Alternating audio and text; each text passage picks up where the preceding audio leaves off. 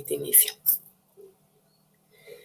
Entonces, estábamos en esto de las posiciones. Recordemos un poquito, ¿no? Melanie Klein plantea que hay una situación de un yo también que está desde el inicio presente, no en el sentido de Harman y Anna Freud, de la psicología del yo, de un yo que tiene más que ver con un factor neuro, una base neurofisiológica, que en ese sentido tienen razón los que han planteado la psicología del yo, tenían razón, si hay una base neurológica. Y ellos hablaban de un yo autónomo, recordemos que no se deriva del ello, sino que viene como con este funcionamiento ahí, que es la base para luego crear el yo, ya que tiene que ver con la identidad, con esta idea del yo como alguien distinto, ¿no? Del otro. Melanie Klein no plantea esto, no está hablando de este tipo de yo, ella habla así de un yo en el sentido freudiano. ¿Qué significa esto? En el sentido de una estructura psíquica que se diferencia del otro. Platicábamos la última clase, no me acuerdo si con ustedes o con los otros chicos, que hay un grave problema en ese planteamiento y es que a nivel neurológico esto es impensable, sobre todo en los periodos en los que está hablando Melanie Klein. Estamos hablando de que estas posiciones, ¿no? como estas subetapas en las que ella divide el desarrollo humano, van de los 0 a los 12 meses de edad, ¿no? O sea, es el primer año de vida. Y que durante este primer año de vida, pues lo que platicábamos, ¿no? Hay esta base neurofisiológica como para plantear que lo que está diciendo, lo que está suponiendo la señora Melanie Klein acerca de la infancia sea posible, ¿no? Entonces, desde ahí es como muy cuestionable. Buen día, Juki, bienvenida. Y entonces, pues, aunque todo esto es muy dudoso, pues lo vamos a plantear como ella lo está viendo, ¿no? Y bueno, lo que es que durante esta etapa hay como una transición de la posición que ella llama primero esquizoparanoide a la posición depresiva. Son parte normal del desarrollo estas dos etapas y no hay como una división estable, sino más bien se pasa de una etapa a otra en un periodo así como aproximado, y aunque se pase a la depresiva, en cualquier momento es posible regresar al esquizoparanoide. De hecho, ella plantea una cosa interesante y es que en los casos de psicosis de personas aquejadas de lo que tradicionalmente llamamos locura, habría una regresión a los mecanismos esquizoparanoides, a la manera esquizoparanoide de afrontar la vida y que por eso es tan disfuncional de alguna manera, que es mucho más saludable lo que ella llama la posición depresiva, ¿no? Y que, bueno, tenemos que entender muy bien estas dos partes para entender a qué se refiere, ¿no? Entonces, vamos a ver esto de la cohesión esquizoparanoide. Según Melanie Klein, de los 0 desde el nacimiento hacia los más o menos 6 meses de vida, insisto, es un rango no fijo, sino un aproximado, según Melanie Klein, la persona nace ya con estos dos instintos, ¿no? El instinto de vida y el instinto de muerte. Recordemos que Freud, después de 1920, empieza a plantear la existencia del instinto de muerte. Antes de esta época, Freud solamente hablaba del eros o del ello, que estaba regido por el principio del placer. Después agrega esta división de que hay dos pulsiones básicas, el de la de vida y la de muerte, y que, bueno, este planteamiento suyo es uno de los que ya en la actualidad no se sigue, no se habla más del tánatos en la actualidad, es un error plantearlo así, y más bien lo que vemos es que en las modernos, digamos, las más recientes aproximaciones al psicoanálisis, se ve la parte agresiva como el resultado de la frustración. Pero aquí Melanie Klein está muy apegada a la lectura que hace de los textos de Freud de ese tiempo, del Freud que ella conoce. Entonces ella reivindica que hay un instinto de muerte desde el nacimiento. ¿Qué es el instinto de muerte? El deseo inconsciente de regresar a una etapa libre de malestar, de pulsiones. Freud tiene un modelo que decíamos es homeostático. ¿Qué significa esto? Que para Freud el placer y el displacer tienen que ver con un aumento y una disminución de la pulsión.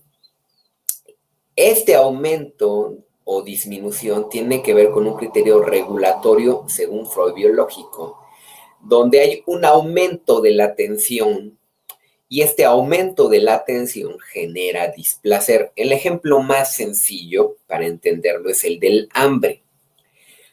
El hambre es una sensación que tiene que ver con la reducción de nutrientes en el organismo, básicamente. Sobre todo, uno de los criterios fundamentales de regularlo es el criterio de la glucosa. Es como, tiene varios marcadores. De hecho, en la actualidad la investigación neuro sobre el hambre es muy interesante y arroja cosas cada vez más interesantes. Pero uno de los principales marcadores más sencillos para regular nuestro apetito es la cantidad de glucosa, la concentración de glucosa en sangre.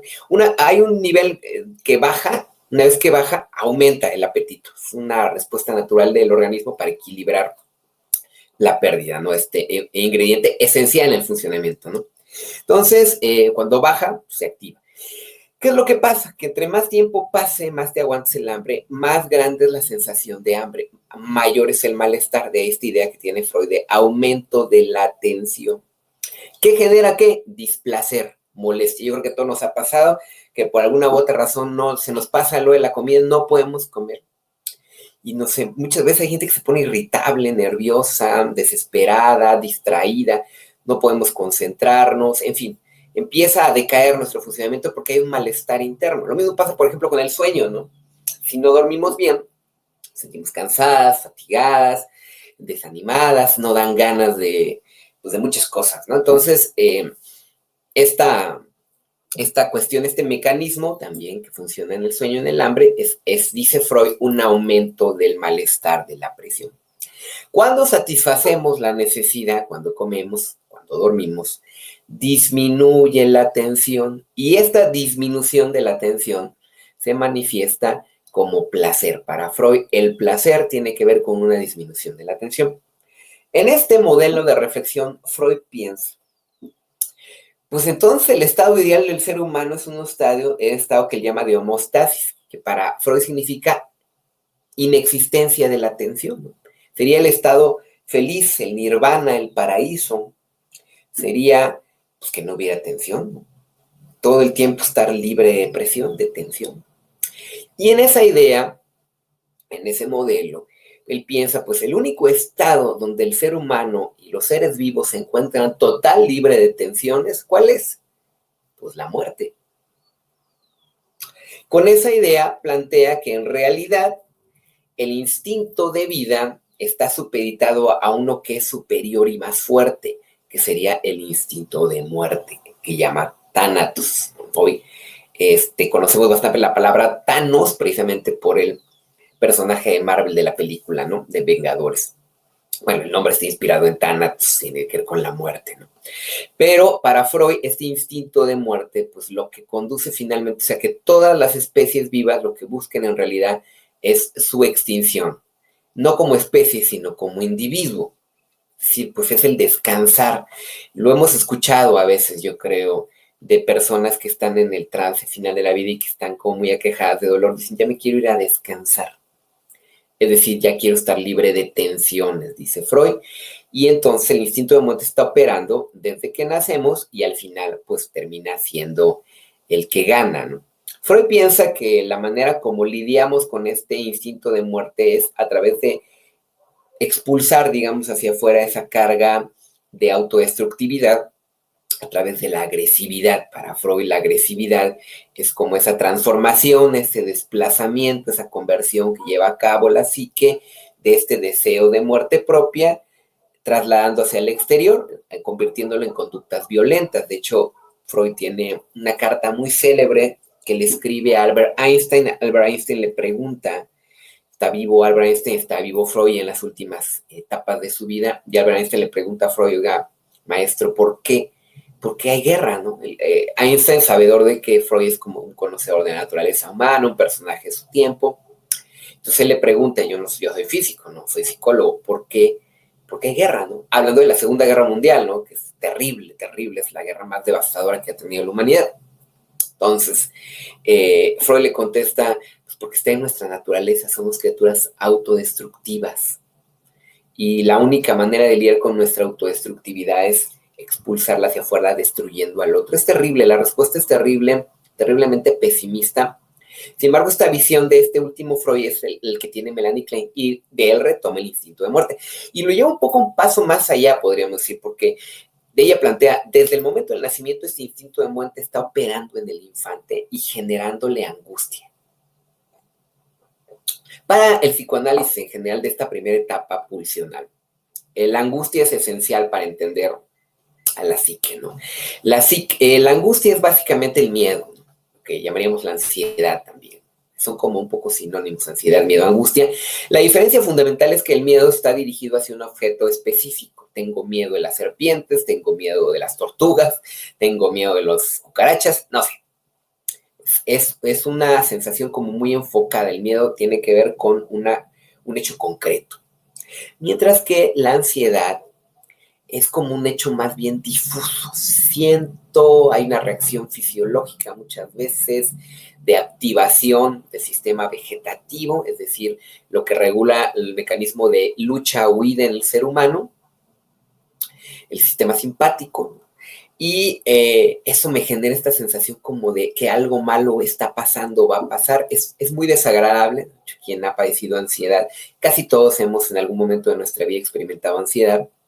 Situaciones de estrés nos producen ansiedad. Ahora lo que acaba de pasar, lo que está pasando todavía, por ejemplo, con esto de la pandemia, ha generado mucha ansiedad, porque es una sensación difusa de un miedo no muy específico que genera alteraciones, ¿no? Entonces, para los psicoanalistas, la ansiedad es una de las principales sintomatologías del ser humano y que están ahí como indicando que algo está ocurriendo, muchas veces a nivel inconsciente.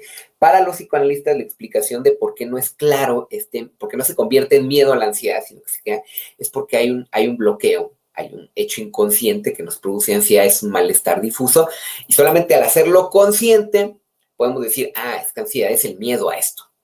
Y el miedo, pues de alguna forma, desaparece la ansiedad, no porque deje uno de sentir esta preocupación, sino porque se convierte en algo, un hecho específico, real. Tengo miedo a esto. Que no es lo mismo decir tengo ansiedad. ¿De qué? No lo sé. La ansiedad es como esta sensación de algo malo va a ocurrir, no tengo la más remota idea de qué. Muchas veces la gente lo asocia como es un presentimiento. Digo, no es general, hay gente que sí tiene presentimientos, eso es claro, pero muchas veces no, o sea, nada más es una sensación de malestar. Muchas veces no pasa nada, sigues sintiendo esta cuestión. Entonces, Melanie Klein piensa que el infante desde su nacimiento va a experimentar ansiedad. Es una idea bastante arriesgada en realidad decirlo. Hoy sabemos, gracias a la investigación neurofisiológica, que en efecto hay infantes que nacen con una tendencia a ser ansiosos. ¿Por qué? Tiene mucho que ver con la vivencia de la vida intrauterina. Esta idea del estado paradisíaco que Freud y Klein tienen de que en la vida intrauterina todo es perfecto, y sabemos que no es tan real, que puede que todo sea muy perfecto si el embarazo, si la persona con la que estás conectada, en este caso la madre, ha tenido un embarazo estable y tranquilo, ¿no? Efectivamente. Pero está demostrado que mujeres que están en situaciones de estrés, de violencia continuada durante el embarazo, automáticamente están transmitiendo vía metabólica, vía hormonal a través de la conexión umbilical, toda esta carga. Entonces el feto está ya recibiendo situaciones de estrés. Cuando nacen bebés con tendencia a desarrollar ansiedad o incluso con ansiedad. En ese sentido tiene razón Melanie Klein, pero no tiene que ver con el instinto de muerte, como ella pensaba, sino tiene que ver con una situación de sobrecarga adrenérgica que le toca vivir por esta situación de estrés continuado de la madre. Y claro, estos fetos que nacen con esta situación tienen una predisposición a desarrollar problemas emocionales, psicológicos y también fisiológicos, porque la respuesta adrenérgica también mina la respuesta inmunológica. ¿Qué significa esto? Que su sistema inmunológico es menos eficiente, tienden a enfermarse más estos bebés, ¿no? Por eso es tan importante llevar un embarazo así, lo más tranquilo, lo más apapachado, lo más feliz posible, ¿no? Entonces, Melanie Klein no sabe todo esto, ¿no? Pero ella ve que hay bebés ansiosos, pues claro que los hay por esta condición, ¿no? Pero ella asocia y cree que todos lo son durante este periodo y piensa que la ansiedad es el resultado de este instinto de muerte que es una tendencia autodestructiva, dice, ¿no? Pero también hay otra cuestión. En esta etapa esquizoparanoide, dice Melanie Klein, el bebé tiene una visión fragmentada de la realidad. Por eso le llama a esta posición esquizoparanoide, ¿no? Hay una situación donde los objetos, lo que se perciben, no se percibe en su totalidad, sino como fragmentos, ¿no? El bebé percibe fragmentos de la realidad, no tiene una visión integrada. Y obviamente, según Klein, el primer objeto de la realidad con el que se va a relacionar el infante, el bebé, va a ser con su madre. Pero no con toda la madre como una figura, como una persona integrada, sino con un fragmento de ella. ¿Cuál va a ser este fragmento? El pecho. El pecho, el seno materno, que es como el primer vínculo, ¿no? Y este pecho va a volverse depositario, según Melanie Klein, pues de estas dos pulsiones, la de muerte y la de vida, ¿no? El infante va a proyectar, ahorita vamos a ver también que están los mecanismos de defensa kleinianos, que son diferentes un poco de los mecanismos de defensa de Anna Freud, y que ella sobre todo está hablando de dos mecanismos importantes en esta etapa, la proyección y la identificación, que luego la va a modificar y va a decir es la identificación proyectiva. Bueno, vamos a verlo. Y que estos mecanismos son los que le sirven al infante para lidiar con esa realidad desintegrada que le llega a él, ¿no? Esta idea de la desintegración no está tan loca, podríamos decir. ¿Por qué? Porque efectivamente sabemos que a nivel de desarrollo neurológico el infante no está muy preparado para tener como esta visión que de adulto dice. O sea, es más, no sabemos siquiera claramente cómo percibe el entorno un infante. No lo sabemos, ¿no? O sea, no, mientras no haya una manera de meternos en el cerebro, conectarnos de cerebro a cerebro, y podamos tener la experiencia de alguien en ese periodo, no sabemos bien por qué. Porque precisamente esta desorganización neurológica que hay no permite que se graben recuerdos en esta etapa como tal. La memoria semántica no está funcionando todavía, no está operativa. Recordemos, la memoria semántica es aquella que nos permite recordar situaciones del pasado, ¿no? Contar, hablar acerca de, decir, pues esto pasó y esto. ¿Por qué no está actuando la memoria semántica en el infante en los primeros años de vida? Por la simple y sencilla razón de que no hay semántica, es decir, no hay lenguaje todavía, no podemos nombrar las cosas. Y la experiencia es muy desorganizada, hay quien piensa que es como caótica, que no están ordenadas las percepciones, todo está como entremezclado, vista, oída, tacto, olfato, propiocepción, kinestesia, etcétera. Están ahí y entonces es como un bombardeo de información que el sistema nervioso está acomodando todavía. En ese sentido, si lo entendemos como desde esa pauta, la desintegración tiene sentido. El problema es que Melanie Klein no está hablando de esto, está hablando de una cuestión de que el yo en el sentido estructura psíquica freudiana, está desintegrado y entonces percibe los objetos parcialmente. Esto es una hipótesis muy aventurada que decíamos no hay una base biológica o experimental que nos permita apostar a que así es, ¿no? Lo más seguro es que digamos, no, esto no hay una base real para lo que piensa Melanie Klein. Sin embargo, ella piensa, ¿no? Y dice, no hay clara distinción yo-no, yo. Conflicto entre instintos y polaridad de estos instintos. No hay una clara distinción yo-no, yo. O sea, quién soy yo y quién es no yo. Sino que el infante cree que el pecho es parte de sí mismo, no es como que esté separado, sino que lo percibe como una unidad con él, con ella. Y va a dividir el pecho por esta percepción que tiene desintegrada en dos, en el pecho bueno y el pecho malo. Que esto, cuando escuchamos Melanie Klein, casi todo el mundo que está dentro del ambiente más o menos psicología o cercano, cuando escucha a Melanie Klein dice, pecho bueno, pecho malo. Pero no se entiende muchas veces el concepto. Melanie Klein lo que está diciendo es el pecho bueno representa la proyección del instinto de vida, de aquello que satisface, que causa placer del infante. Entonces, el infante divide en dos a la madre, por así decirlo. Es más, ni siquiera está viendo a la madre. Buen día, no sé quién se integró por ahí. Yo creo que es Pati, pero buen día. Buen día, Pati, buen día. Buenos días, doctor. Bienvenida. Entonces, Melanie Klein está hablando de los dos, el pecho bueno y el pecho malo. Pero El pecho bueno representa como esta parte, digamos, de la parte nutriente, la parte que causa placer, la parte que está ahí, que alimenta, que da calor, que da vínculo, que da conexión. El pecho malo representa la parte frustrante y también la proyección de este mecanismo de autodestructivo, del instinto de muerte, ¿no? O sea, el pecho malo es el que no está, el ausente, el que no provee, ¿no? Y con el que hay una carga de agresividad, de enojo, de frustración, mientras que el pecho bueno hay una carga así como de bondad, de cariño, de cuidado, ¿no? Esto es bastante complejo, ¿no? Para pensar que un infante en este edad lo puede pensar, o experimentar, pero bueno, Klein está hablando de esto. En esta posición, en esta etapa de los 0 a 6 meses, dice Melanie Klein, hay una tensión debido al instinto de muerte, ¿no? El yo deflexiona parte de aquel. Deflexionar significa desviar cierta parte de aquel, proyectándolo hacia afuera, ¿no? O sea, ¿hacia dónde? Hacia el pecho malo. Parte queda en el yo como agresión para defenderse de los ataques de los objetos. Este instinto de muerte se divide en dos según Klein. Una parte que se proyecta hacia afuera, o sea, es como aventarle la pelota, la agresión viene de allá, no de acá. Y otra parte queda, según ella, como un mecanismo para defenderse. Insisto, ella no tiene conocimientos neurobiológicos, neurofisiológicos en su época. Bueno, y en su época tampoco había mucho conocimiento.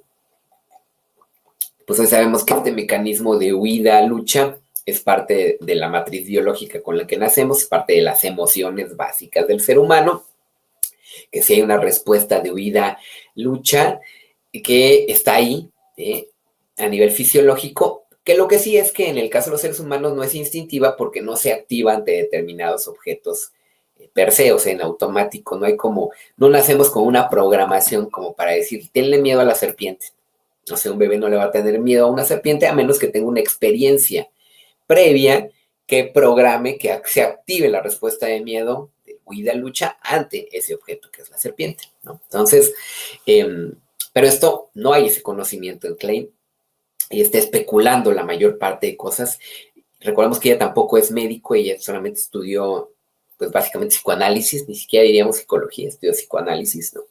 Entonces está muy casada con ciertas posiciones freudianas y no tiene como muchos conocimientos de muchas cosas, ¿no? Entonces ella está pensando así, ¿no? Ahí está este instinto de muerte, una parte se le proyecta al pecho de la madre, otra parte se queda ahí como respuesta o posible respuesta agresiva. Esto dice, conforme el primer objeto malo, el pecho malo, perseguidor, dice. Klein piensa que, por eso le llama posición esquizoparanoide. Recordemos que lo paranoide tiene que ver con el miedo a que algo externo te dañe, te lastime. La paranoia se presenta mucho en enfermedades mentales, en trastornos mentales. Siento que algo malo me va a ocurrir, que alguien me quiere hacer daño. En el mecanismo psicodinámico de explicaciones, que es una proyección, ¿no? Es una propia tendencia autodestructiva que se proyecta hacia el otro. Yo me quiero destruir, pero como inconscientemente hay un bloqueo que impide eso, es más fácil decir el otro, la otra me quiere destruir. Entonces el pecho malo se vuelve como el pecho perseguidor, el pecho que me quiere dañar. ¿Por qué me quiere dañar? Según Melanie Klein, el infante lo experimenta así, porque no está, porque no me provee, porque no me cuida, porque no me quiere. La ausencia configura el pecho malo. Hay un problema también en Melanie Klein, y ella dice que porque si uno dice, bueno, pues sí puede ser que genere mucha frustración el hecho de que un bebé pues no tenga una continua presencia de cuidado materno, de soporte materno. Sí, claro, ¿no? Pero el problema de Klein es que dice que como que no tiene tanto que ver la presencia o la ausencia, ¿no? Sino que este instinto de muerte ya viene de fábrica, que esta idea de proyectar el mal hacia afuera ya viene de fábrica, que aunque el pecho esté ahí siempre, de todos modos va a haber este enojo, esta ira, esta frustración, lo cual es bastante cuestionable. Ahora hay un papel interesante ahí, hay que entender la historia de la señora Melanie Klein. Ella toda la vida tuvo conflictos con su madre y a su vez su hijo va a tener toda la vida conflictos con ella, ¿no? Entonces, son cuestiones ahí, dice, que se repiten. Y pues ella tuvo una pésima relación con su mamá No es de extrañarse que haya como explicado que haya un enojo casi constitucional hacia la madre natural que no obedece ni a la madre ni a la hija, sino que está ahí, ¿no? Bueno, esto es bastante cuestionable, pero ella lo ve como normal, ¿no? El miedo original al instinto de muerte se verá transformado en miedo a un perseguidor responsable de la ansiedad persecutoria. Esta ansiedad que el bebé experimenta, según Klein, es el resultado de esa transformación, de ese deseo autodestructivo que se proyecta al pecho. Entonces el pecho se ve como malo y el pecho es como el que te quiere destruir. A su vez, también se proyecta el instinto de vida, como en el pecho bueno, el objeto bueno, el idealizado, que es el punto central del yo. Para Klein, sí hay una parte ambiental. En ese sentido, Klein contribuye un poco al desarrollo de un modelo psicoanalítico que termina siendo mucho más ambiental que pulsional. Freud tiene una mirada bastante cerrada de la psique, es decir, piensa que estos principios que él desarrolla de funcionamiento de la psique un poco están al margen de lo que ocurre en la realidad externa. No considera tanto el hecho sociocultural y el hecho familiar y el contexto relacional. Es un modelo que se basa en un criterio instintivo, biológico. Venimos biológicamente predeterminados a funcionar así. De ahí que Freud diga que estas experiencias que él plantea son universales a toda la especie humana, cosa que es difícil como de sostener hoy en día, ¿no? Pero Klein un poco abre el horizonte hacia el ambiente. Es una de las grandes, o yo diría la más importante contribución de la señora Klein, que dice, sí influye, o sea, el hecho de que haya un pecho más bueno que un pecho malo, contribuye a que se genere un yo más estable, más saludable. Y en ese sentido, pues tiene razón, hoy sabemos, ¿no? El vínculo con la madre es muy importante durante los primeros 2 años de vida. Y si hubo la presencia continua de este pecho que alimenta, que cuida, de esta persona que alimenta y que cuida, diríamos hoy, pues va a generar un criterio de mayor seguridad, autoestima, autocuidado, sensación de derecho a la vida y a la felicidad. Vamos, serán seres humanos más saludables los que estén como resultado de este tipo de relaciones. Mientras que si lo que predomina es un pecho malo, uno que frustra, uno que no está, uno que agrede, uno que no sabe bien, uno que no alimenta, pues habrá más esta carencia, esta sensación de poca valía, de poca autoestima, de poco cariño, que luego va a ser muy difícil resarcir a pesar de los procesos terapéuticos. Eso lo vemos, yo lo veo al menos muy claramente en personas que tienen trastorno límite de la personalidad, es decir, esta gente que está como en la rayita de caer ya en el diagnóstico clínico de los trastornos mentales y en la neurosis, ¿no? Y que lo que coincide, yo lo veo en este tipo de personas, es que han tenido experiencias muy de pecho malo, ha predominado el objeto malo, diría Melanie Klein. O sea, han tenido figuras maternas muy inestables, muy ausentes, violentas, abusadoras, inestables, inseguras. Y sí, es como notorio que hay un efecto en la constitución de un yo muy inestable. En ese sentido, la contribución de Klein es muy importante. Esta es la parte de Klein que creo merece la pena comprender, ¿no? Merece la pena entender, ¿no? El cómo ella, con limitadas herramientas, insisto, el conocimiento que tiene, pues llega una idea que es muy interesante, ¿no? Y es que la relación con la madre durante esta etapa es esencial. La parte, digamos, de la que carece fundamento es que da demasiado, ¿cómo decirlo? O sea, tiene una idea del infante que no se corresponde con el desarrollo neurológico de esta etapa. O sea, no es posible que lo que está pensando ella se desarrolle en este periodo del primer año de vida, ¿no? O sea, podríamos pensar que esto sí, tal vez durante los primeros 2 años de vida se empieza a dar un poco este tipo de situación, pero durante el primer año de vida es muy poco probable que esto suceda. También hay otra cuestión, pues no puedes analizar a un infante de menos de 1 año de vida, no hay posibilidad de análisis, puedes observar la relación con la madre, pero no puedes hacer un psicoanálisis en esa etapa, ¿no? Klein cree que sí. ¿Cómo? No me pregunte. De hecho, ya también una de las contribuciones de la señora Klein es la psicoterapia, el juego criterio de psicoanálisis. Ella cree que el juego es la manera como uno puede analizar la infancia en este periodo de los primeros años de vida. En ese sentido es una gran contribución, que la psicoterapia de juego surge a partir en gran medida del trabajo de Klein. El problema es que hay demasiados supuestos, ¿no? Ella dice que hay que interpretar el juego, ¿no? Y esas interpretaciones del juego que hace Klein son muy arbitrarias. Si uno ve los casos que ella estudia y cómo los interpretan, pues yo qué te puedo decir, yo creo que el 70% de lo que dices es cosecha tuya y no del infante, ¿no? Pero, según Klein, ella está interpretando el juego, ¿no? Que esta es la cosa difícil. Hoy la psicoterapia de juego se usa, pero más que con fines interpretativos, como en sí misma curativa, ¿no? El juego es la manera como el infante puede integrar la realidad y sanar muchos aspectos, y por eso surge la psicoterapia. Hoy la psicoterapia de juego es como esencial. Quien quiera trabajar con niños y niñas, pues tienes que trabajar a través del juego, no vas a trabajar de otra forma con niños y niñas pequeños, pequeñas, o sea, y la psicoterapia de juego se plantea más o menos a partir de los 3 años sería el mínimo, y hacia los 10, 11 años de edad es como el máximo en el cual se da, se utiliza. Y sí es una herramienta muy interesante, pero ya más que interpretativa, es una herramienta terapéutica. El juego se vuelve en sí mismo como un criterio terapéutico. Klein no lo está pensando así. Klein ve el juego como un espacio que ella analiza, psicoanaliza el juego, ¿no? Que bueno, esto es bastante también cuestionable. Un fragmento, leamos de lo que escribe la señora Klein. Dice, al comienzo era el pecho.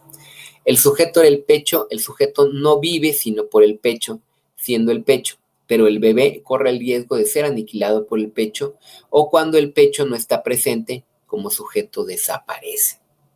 Es un estado de angustia extrema, primitiva, que es sentida como el miedo de ser aniquilado y que forma parte de miedo de persecución. Esta frase, este texto de la señora Klein, de alguna forma revela la importancia del vínculo con la madre. Porque para ella, el sujeto experimenta la ausencia del pecho como el riesgo de aniquilación. Hoy sabemos que en ese sentido tiene razón la señora Klein. No en el sentido tan simbólico y lingüístico que hay de las palabras, sino en ese sentido biológico, de que el infante requiere la presencia continua de la figura materna para su sano desarrollo físico y psicológico, y que la ausencia, sobre todo en los primeros meses de vida, genera una situación de ansiedad. Eso sí es cierto, porque el infante lo experimenta como un riesgo a la extinción. Es un mecanismo biológico con el que nacimos los seres humanos, ¿no? En ese sentido, más que verlo como una proyección de un instinto de muerte, que realmente no hay una base para... Así que no hay ningún elemento investigativo, nunca ha generado que los seres humanos tengamos un instinto de muerte. Eso no hay simple y sencillamente evidencia alguna al respecto en la investigación actual. Por eso este mecanismo se ha ido desechando, esta idea se ha ido desechando incluso el psicoanálisis. Pero ella le da la explicación pulsional, no, más que la explicación pulsional es una explicación fisiológica. Evidentemente, los mamíferos, es decir, todos los seres vivos que requieren de la lactancia materna durante los primeros años para existir, dependen por entero de esa lactancia. Y cualquier especie animal mamífera va a experimentar ansiedad ante la separación del pecho materno, no solo la especie humana. ¿Por qué? Porque la vida depende del pecho materno, literalmente. No es un impulso de muerte, no hay un instinto de muerte ahí. Hay más bien este deseo de sobrevivir que sí viene cableado biológicamente, ¿no? Sobre todo en estas primeras etapas, y que genera muchísima angustia la separación, la ausencia de esta posibilidad de alimentación, ¿no? Y de cuidado. Entonces, esta idea de Klein es como muy importante porque sí explica mucho de las ansiedades infantiles que tienen que ver con la ausencia de la figura materna, ¿no? Dice, el sujeto, el primer yo o yo primitivo, reacciona. Bueno, que esto del yo primitivo insistimos, ¿no? En la idea de Klein, el yo primitivo no se refiere a este yo, al yo de la psicología del yo, que es como más estas respuestas biológicas con las que nacemos, sino Ya está hablando de un yo como estructura, que insisto, esto no existe. Su función principal es administrar esta angustia esencial, escindiendo al objeto. Para poder lidiar con la angustia, dice Klein, el infante de 0 a 6 meses separa al pecho bueno del pecho malo, ¿no? O sea, como que no puede integrar las dos partes en una sola figura. Entonces, más bien es como hay dos, es como si hubiera dos, no mamás ni siquiera, sino dos objetos, el bueno y el malo. El bueno es el que provee, el malo es el que no está. La defensa primordial en el sistema kleiniano es la escisión. El splitting se llama en inglés split, significa separar, escindir, dividir. El pecho en tanto objeto primordial va a ser escindido en un pecho bueno y en un pecho malo, o bien en un objeto bueno que el sujeto posee y en uno malo que está ausente, dice Melanie Klein.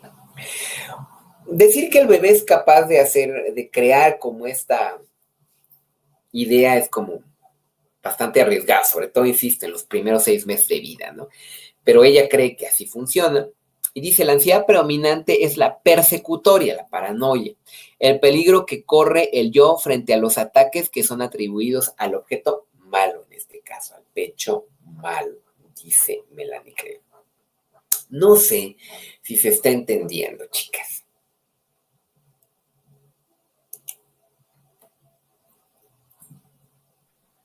Sí, doctor. Bueno, entonces, a esta separación, a este split, a esta separación de objeto bueno, objeto malo, le llama Melanie Klein divalencia. Dos valores, significa la palabra divalencia. Dos valores, dos valencias. El objeto bueno, dice, condensa las experiencias gratificadoras del contacto del yo con el objeto y la realidad externa. Es toda la parte positiva, representa el ideal que construye a nivel inconsciente el infante del pecho bueno. El objeto malo condensa las experiencias frustrantes del contacto del yo con el objeto y la realidad externa. Insisto, si pensamos estos conceptos como un poco más adelante, en la infancia, hacia el final de la etapa de lactancia, que es hacia los 2 años, esto sí tiene más sentido.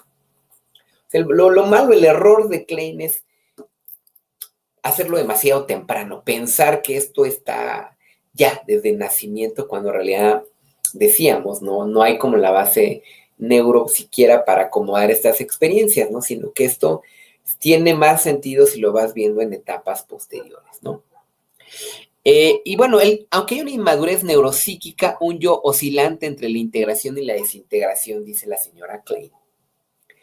Sí, eso es cierto, pero insisto, un poco más para allá. O sea, creo que lo que va viendo Klein, lo que va suponiendo Klein del desarrollo de la infancia es adecuado si lo ves un poco más hacia después del primer año de vida, ¿no? Sobre todo 1.5 años, 2 años, 2.5, esto tiene como más sentido, ¿no? Y que no solamente tiene que ver con el pecho, ¿no? Sino en general tiene que ver con la relación materna, que esto va a ser como el avance posterior. Otros psicoanalistas, los post-kleinianos que siguen de Klein y que un poco se influyen por estas ideas, es lo que van a desarrollar, van a decir, más que el pecho en sí, es la relación con la madre lo que va creando el objeto bueno y el objeto malo. Y claro, esto es ya como con más edad, con más tiempo, no solamente en los primeros 6 meses de vida, sino es a lo largo de toda la primera infancia, que es de los 0 a los 2 años, y claro, durante la infancia, que sería de los 2 hacia los 4, 5 años de vida, que estas figuras parentales y el vínculo con ellos va a ir creando esta situación de las experiencias gratificantes y las experiencias frustrantes.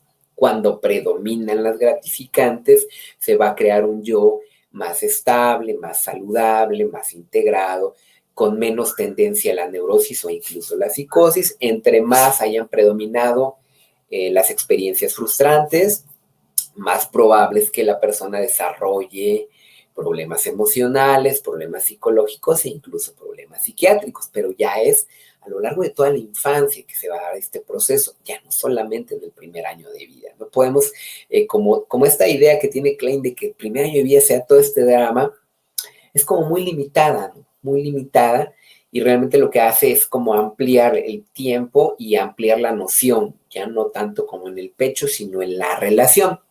Pero Klein solamente está hablando del pecho. Bueno, hay varias características en esta posición esquizofrénica. Del objeto espacial. ¿Qué significa que el objeto espacial? Que tiene una visión desintegrada. Lo que ella dice es, no se ve a la madre, se ve como un fragmento de la madre, el pecho bueno y el pecho malo, los objetos, ¿no? Hay ansiedad persecutoria de ser aniquilado por el objeto malo. Esto que decíamos, ¿no? La pulsión de muerte se proyecta hacia el objeto que está ausente y entonces es el que te quiere destruir y por eso hay que atacarlo.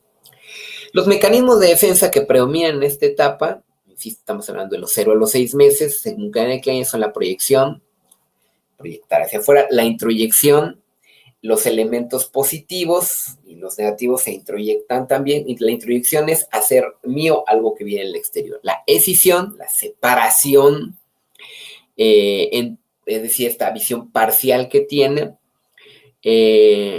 la escisión normal, que es el objeto bueno, objeto malo, y la escisión patológica, que bueno, esto es como un poco la base de la psicosis, es un objeto fragmentado, ¿no? Es decir, ni siquiera hay un objeto bueno o malo, sino que hay múltiples objetos, está muy fragmentada la visión.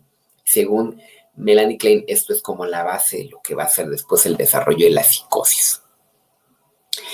Hay una idealización del objeto como inagotable fuente de la satisfacción. Lo bueno es demasiado bueno, es un poco... Melanie Klein piensa esto un poco, ¿no? Nuestras ideas de la bondad absoluta, incluso de la idea de Dios, de un paraíso, de un cielo, del bienestar total. Nuestras ideas románticas del amor muchas veces se desprenden de esta idealización del objeto bueno, el que te va a dar todo. Si vemos la experiencia amorosa, romántica, de pareja, muchas veces hay esta permanencia de proyectar en el otro, en la pareja, sobre todo al inicio, el objeto bueno, el que te va a proveer de todo, diría Klein. Ahí estamos viendo el pecho bueno, se sigue proyectando en las relaciones interpersonales, ¿no? Pero es un criterio muy infantil, eso sí es cierto, ¿no? O sea, esperar que la otra persona satisfaga y te dé todo lo que requieres para ser feliz, pues es una situación muy regresiva, muy infantil, ¿no? La negación del objeto como frustración, como frustrador, ¿no? De alguna forma es como esta separación de lo bueno y lo malo. Hay una mamá buena y una mamá mala. No hay una mamá integrada que tiene lados buenos y malos. Esto es bien interesante. Melanie Klein dice que las personas más dañadas emocionalmente, con más problemas psicológicos, no pueden integrar en un solo elemento que haya cosas buenas y cosas malas. Que esto es lo que en realidad ocurre en la vida. Las personas tenemos cualidades y efectos.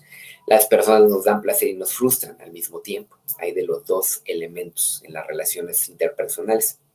Sin embargo, la gente que es muy neurótica, que está muy dañada, no puede tolerar ser frustrada. Cuando alguien frustra, se vive como con mucho ira, mucho coraje, ¿no? Y sí lo vemos, yo lo veo en la situación del consultorio. La gente que tiene baja tolerancia a la frustración de la gente, eso, que no sabe lidiar con que, por muy saludable que sea una persona, una relación, una circunstancia, siempre van a haber elementos frustrantes, siempre van a haber elementos, cosas que no van a salir, no van a funcionar, no van a satisfacer tus necesidades. La gente no es como tú quieres que sea, vamos, ¿no? No somos perfectos, tenemos errores y defectos. No tiene nada de particular. No es para que nos frustremos por esto, pero quien está aquejado de problemas emocionales se frustra demasiado en exceso por circunstancias que una persona más saludable diría como no se puede, o hoy no se pudo, o hoy no estás de buenas, o no fluyen las cosas. Incluso en cosas más graves, pues me gusta la persona y la persona no me retribuye, me enamoro, pero no se enamora de mí. Pues ni modo, lo siento mucho, hay que seguir, no pasa nada. Quien está muy dañado, muy dañada, lo sufre muchísimo y le genera una enorme carga de agresividad el que la persona, el otro, la otra no lo quiera, no lo cuide, no lo provea. Bueno, al lo que vemos es que esta posición esquizoparanoide no se supera del todo, porque digo, lo ideal, según Klein, es que esto se vaya superando, que se pase después a lo que ella va a llamar la posición depresiva, que vamos a ver, pero sin que deje como que este daño terrible, ¿no? En cambio, cuando predominó la experiencia frustrante, cuando predominó el pecho malo, el objeto malo, esto condiciona que la gente se quede como más en la posición esquizoparanoide y cuando adulto esto ocurra, ¿no? Cada vez que hay situaciones de frustración, la gente divida y ve al mundo en términos de blanco y negro, de bueno y malo. O sea, o todo es muy bueno o todo es muy malo. Y sobre todo esto, ¿no? Si no se satisface, si te frustran, entonces es malo, es terrible, es insoportable, es catastrófico, ¿no? Y esta visión, pues, es muy, muy inadecuada, muy disfuncional, ¿no? Y bueno, lo que ella me llama la identificación proyectiva, que es diferente a la proyección. Aquí este mecanismo es muy interesante, el de la identificación proyectiva. Por ahí hay un video, ¿no? Que lo explica muy bien, la identificación proyectiva. Con eso vamos a cerrar, ya se nos acabó la clase.